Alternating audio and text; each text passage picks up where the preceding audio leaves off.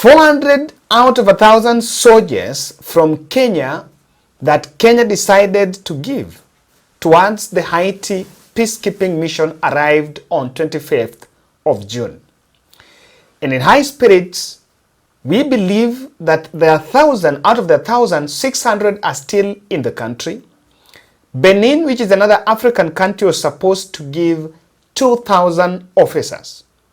But none of the 2,000 from Benin has arrived in Haiti.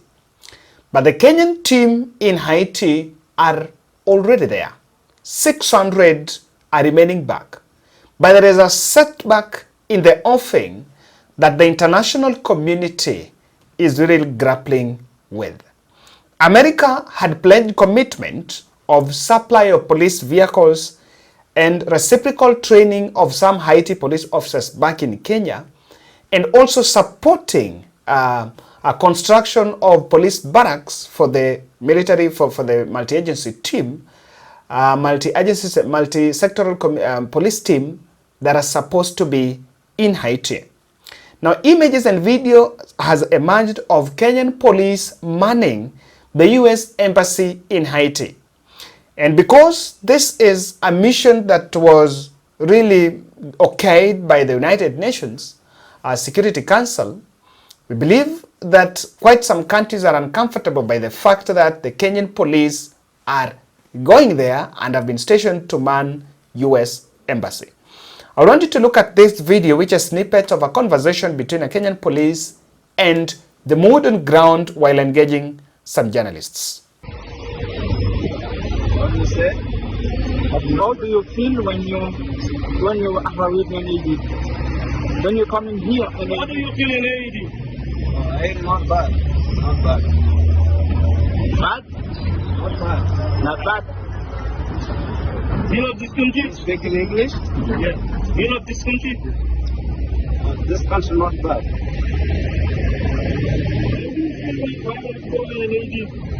Sorry? How do you feel? It's comfortable here.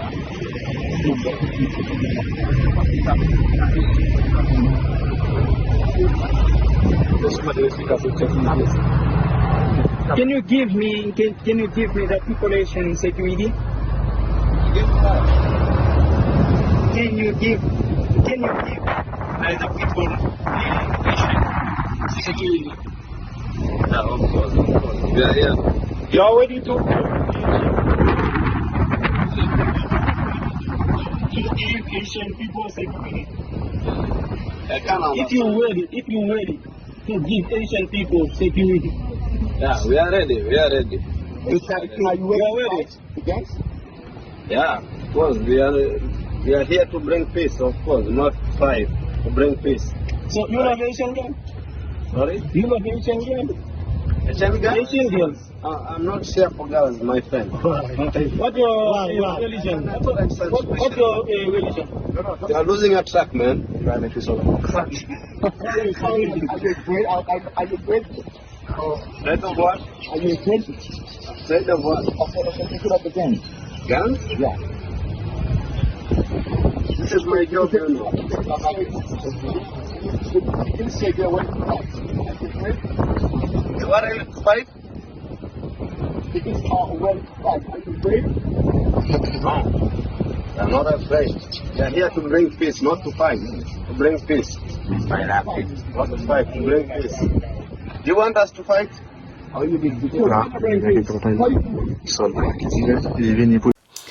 Now, the gangs which have really taken charge of Haiti for better part of 19th century and the first part of 20th century, gang leader Barbecue had already profiled the Kenyan police officers as invaders promising a bloodbath. But now there is another setback in the offing, and that is what is now creating more worry.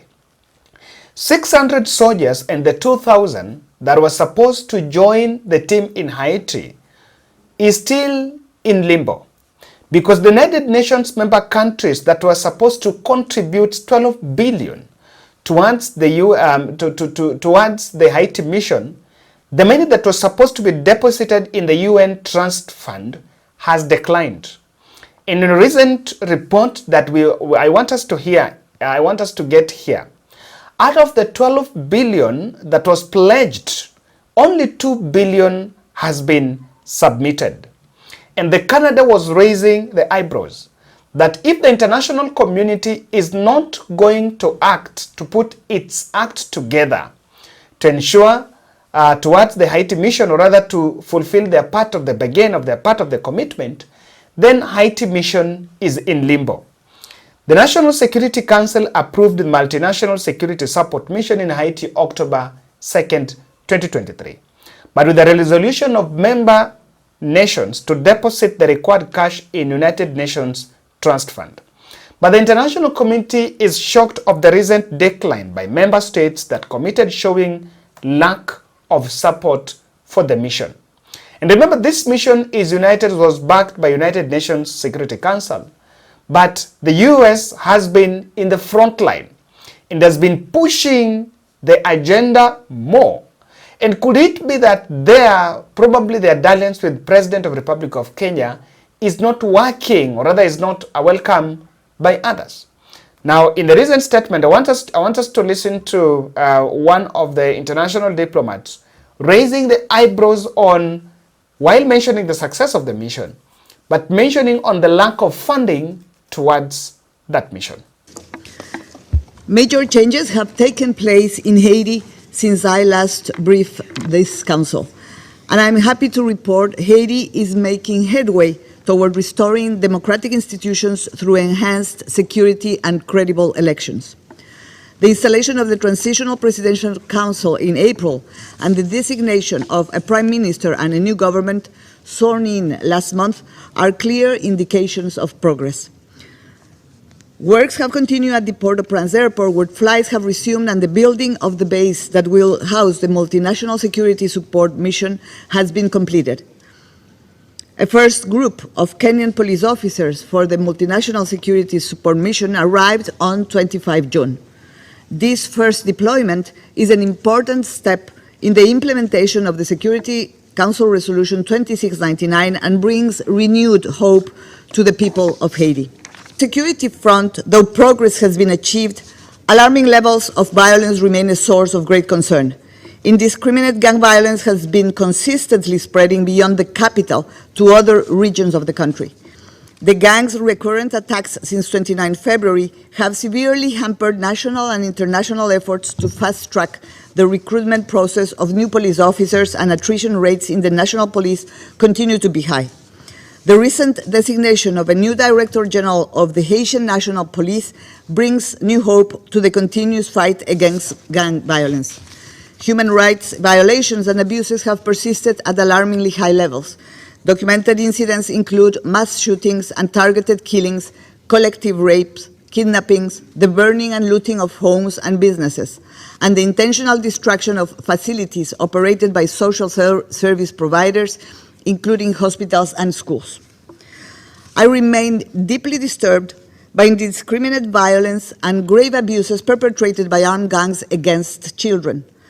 Equally worrisome is the prevalence of threats and attacks against human rights defenders, journalists, and members of the judiciary, many of whom have been forced to limit or stop their work, or even to flee the country. In my discussions with Prime Minister Kony, I transmitted the commitment of the United Nations to continue supporting Haiti in line with national priorities, taking into account the new context marked by enhanced cooperation with OAS and CARICOM. Within its mandate and this new momentum, BINU will continue to support the transitional authorities in key areas that include elections, constitutional reform, police development, enhancement of political dialogue and justice, as well as community violence reduction, to name a few. BINU is redirecting and redefining priorities in support of the new governance structure of this Haitian-led and owned transition. As elections are at the core of the objectives set forth by the new transitional authorities, the possibility to strengthen BINU electoral expertise could be considered. As the MSS continues deploying, the establishment of a coordination mechanism among national authorities, the MSS, the UN in Haiti, and other partners will be critical to promote complementarities, exchange information, and devise effective communication strategies. I would like to express my appreciation to Member States' efforts ensuring the implementation of Security Council Resolution 2699 and commend Kenya's willingness to lead the multinational security support mission. I would also like to appeal to all members to ensure the multinational security support mission receives the sustained financial support that it needs to succeed. Turning to the humanitarian situation, it continues to worsen. There are 578,000 internally displaced persons, a 60% increase since March 2024. Rates of sexual violence and abuse remain troubling. Only 20% of health facilities are operating normally. Despite being faced with access constraints over the last few months, as you know, the United Nations and its partners have continued to deliver across the country. Disappointingly, the 2024 humanitarian response plans is only 24.3% funded. Mr. President, Security Council Resolution 2699 authorized a strengthened police component in Binu, though the financial situation in the organization with the hiring freeze prevented us from moving forward with scaling up the police and corrections area, and the security situation that unfolded since 29 February further exacerbated this situation. In this new momentum for Haiti, as we move forward, it is also an opportunity to reinvigorate Binu and reposition its role in the current context. As the multinational security support mission deploys, strengthening the human rights area in Binu to be able to provide the necessary support and monitoring to a compliance with the human rights due diligence policy is fundamental. Resolution 2699 mandates the multinational security support mission to establish a human rights oversight mechanism. And so that is what happened in Haiti. But I want to tell you that a sneak peek in the history of Haiti will show you how gangs made a powerful point and how they took over the Haiti nation right from the 19th century. And if the country is not going to put, if the international community is not going to put a commitment, then our country, Kenya, is going to regret taking lead in that mission. Remember, and I want to just bring you a sneak peek of between 2016, when in 2016, President Jovenel Moise was elected in 2016, but protesters saw him as a corrupt leader, and protest emerged. Now in October 2017, United Nations, which is now currently supporting this mission, and I want you to see this hypocrisy around here. The UN peacekeeping ended their mission in Haiti after 13 years. That was in 2017. 13 years, if you calculate down the line, you'll understand that they went there in 2004. So, and there is something very interesting about that 2004 that I'm going to show you. So in 2017, after President Moise was elected, they ended their peacekeeping mission, and their departure really gave the gang-controlled areas in the city, the gangs increased, or rather, they thrived. So that was in 2017, after the UN peacekeeping mission left. Now, on November 13th, 2018, a massacre began within the La Saline slums, and is the famous known La Saline massacre. La Saline massacre happened in a slum which is close to the capital of Haiti, Port-au-Prince. In Haiti, according to reports, over 71 civilians were killed within a period of 24 hours. And it is alleged that killings were either due to local gangs or actions of Haitian officials attempting to quell anti-corruption protest against President Moise. Jovenel Moise, the 43rd president of Republic of Haiti, was then assassinated on July 7th, July 2021 in his residence. And that assassination has been linked with a group of 28 foreign mercenaries, mostly from Colombia, that are alleged to be responsible for the killing. The first lady was also arrested, was also shot multiple times and airlifted to the United States of America for treatment. Well, the controversy around that assassination has also been that the bodyguards of the then president were not touched. And now there are a lot of conspiracy on what happened. Now, from the time that president was killed, and something interesting here is, the president was elected on a 5-year term, and allegedly his term was supposed to end in February 2021. But under some unclear circumstance, he was extending his term until February 2022. And so as he was extending his term, the protests were going on. And that is why in July 7th, on July 7th, 2021, he was killed 5 months after his term had lapsed. And it is believed he was actually running an illegal term. And something critical happened in the history of Haiti in 1957. In 1957, and what happened later changed, or rather what caused the emergence of guns. And from then, Haiti never recovered from the gang's terror. And that is why even the mission led by the police, there is no guarantee that it will have a good feedback. In 1957, they elected a president known as Papa Doc. And the Papa Doc, because he didn't trust the army, he did something that according to me is very stupid. He formed his own civilian group called Tonton Bakut and reduced the number of soldiers. He weaponized the 25,000 fighters. The Tonton Bakut were 25,000. He gave them weapons, and the instructions were to crush enemy and critics and sell fear or spread fear in the population. And after, by the emergence of rather thriving in that lawlessness, he declared himself president for life. In fact, it is believed that Tonton Bakut was responsible for killing of 60,000 people in Haiti. So in 1964, he declared himself that he's going to be the president for life. But because life is only given by God, he died in 1971.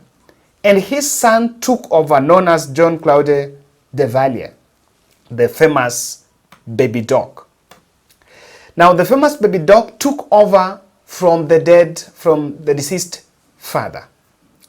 But what is really astonishing, the international community, is that despite of the Papa dog and baby dog all thriving in some autocratic type of leadership, United Nations supported both the governments. In fact, according to reports, United Nations gave an aid of $900 million in aid, but this money did not help even to support the economy of Haiti. In fact, in the history of Haiti, it is between the reign of Papa Dog and Baby Dog, or rather John Claude Devalier, that the economy of Haiti deteriorated. The $900 million that was given by the US was concentrated in the hands of some dozen, a dozen in Haiti. And the economy remained collapsed. But in 1986, something happened. Because after Baby Dog ruled for 16 years, and those for 16 years, and plus the other 14 that the father had ruled, so those were 30 years, where the son and the father were ruling Haiti. But in 1986, he was pushed out of power. But there's a mistake they did. Even though they managed to push out Baby Dog from power in 1986, that was 15 years later, The 25,000 Toton Makut that was ruling was also banned. But the mistake they did is that they did not disarm the group. So there were 25,000 gangs operating in Haiti in 1986 that were having weapons because they were not de-weaponized. And that means that even though there was that removal of Baby Dog, not that much had happened to wipe away gangs. So the gang culture that started in 1957 up to 1986, it was still there. And so that was the opportunity, that was the chance probably to de-weapon them, and it didn't happen. So in 1990 was the first time they had an election, a fairly democratic election. In fact, I think this time things had started changing after the fall of the Soviet Union. And even in Kenya, one of the most fairest elections was in 1992. Say, not much, but I think the first election was in 1992. Now, Haiti had an election in 1990. But interestingly, when after this election they elected a former priest, Jean Bertrand Aristide. And Jean Bertrand Aristide was only ruled for 1 year, and in 1991, he was ousted by military. Remember, in 1996, they had now formed a military. But after that election, the military did a coup against the newly elected president. And only the United States of America then interviewed in 1994. The then president was returned, was restored. And because he had now learned his lesson, he also fell back and now disbanded the military and formed another civilian group. So between 1994 to 2004, Haiti was also again did not have a military. In fact, the 2004 protests emerged, and now the president was forced to flee the country. It's not the first time. To flee the country in 2004. So interestingly, between 2004 to 2016, when Moïse was being elected, the Haiti was being controlled by gangs. Gangs that had taken over, smuggling drugs, selling weapons, and terrorizing members of the public. Remember, for you to fight gangs, you needed military. But Haiti do not have a military. In fact, President Moïse, who was assassinated in 2017, formed a military in 2017, but the military only had 500 people, personnel. Then they were outnumbered by the police, who had 15,000. The police actually had 15,000 members. Even though the difference here is the police were carrying weapons, outdated weapons, even used by the US in the 19th century. But the gangs are using high-tech weapons, and that is why it has not even been able to, the Haitian police has not been able to be able to address, or rather to outnumber the gangs. The gangs are in the numbers of, there are a total of 200 gangs in Haiti. But there is something interesting about this Haiti that I think even us as a country and the countries going there have to realize. No president has survived in Haiti with military. And even if an election is to be called and a president is elected, the president only thrives with the gangs. 25,000 gangs were formed. The fellows that are behind these gang leaders are former police officials with connections, with protection, and global power. And that is why the decline by international community under the United Nations for them to contribute the 12 billion needed for Haiti mission is very deliberate.